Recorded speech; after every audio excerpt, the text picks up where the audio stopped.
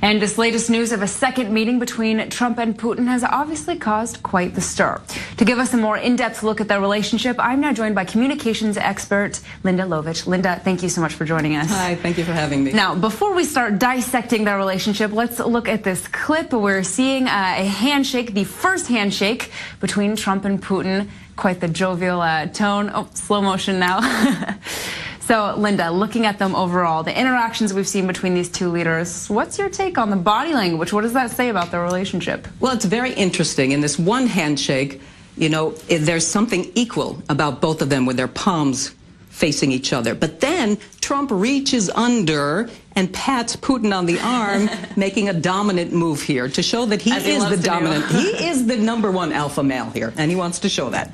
Do you think that's something that Putin has tried to displace in some senses, also making power moves in his body language, or have we not really seen that? Putin secure in himself? Putin is secure, but you see that he does make those moves as well, that he comes forward, or he makes Trump come to him sometimes. That's another power move. I'm going to step back and make you come over to me. And he certainly does. Now, the big comparison, as we've heard so many times, between how we're seeing President Trump interact with Putin compared to how former President Obama interacted with Putin, what kind of differences have we seen in their body language? I think we see that with Putin and Trump, they're two good old boys. You know, they're rough and tough. We see Putin wrestling the polar bears half naked, and Trump being a good old boy, the handshakes, the patting on the arm. That's what we have, a different kind of respect and closeness between the two of them. Do you think just from the way that they posture themselves when they're talking to each other, although we've not caught them on camera that many times talking to each other, as we said, 2 meetings now, not that widely publicized until now, do you think from their body language you can just see that respect emanating despite their differences in politics? I think there is a respect. But I also think that there's something about their culture that comes through, because Putin comes from a cold culture. And when we talk about personal space, in cold cultures, we like to keep a little more distance. So Russians like to keep a little more distance. Americans like distance, but not as much.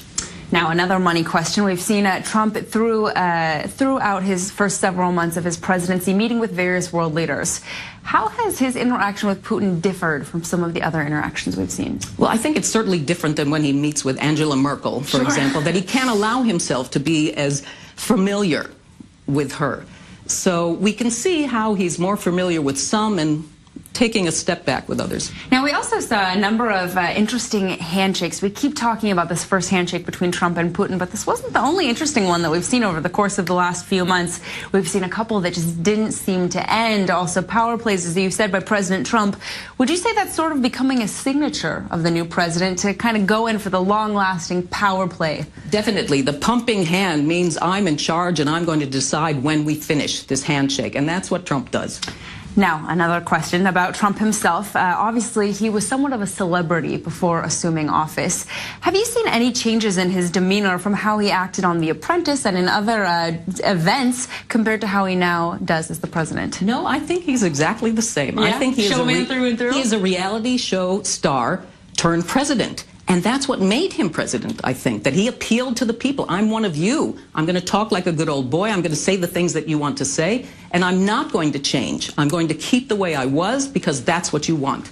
Well, and it seems that he's stuck with that line so far. Linda, thank you so much for that analysis. Thank you. Fascinating, I have to say. We go now to a quick break, but when we come back, British rock band Radiohead is performing in Israel despite a fierce campaign by pro-Palestinian activists to force a cancellation.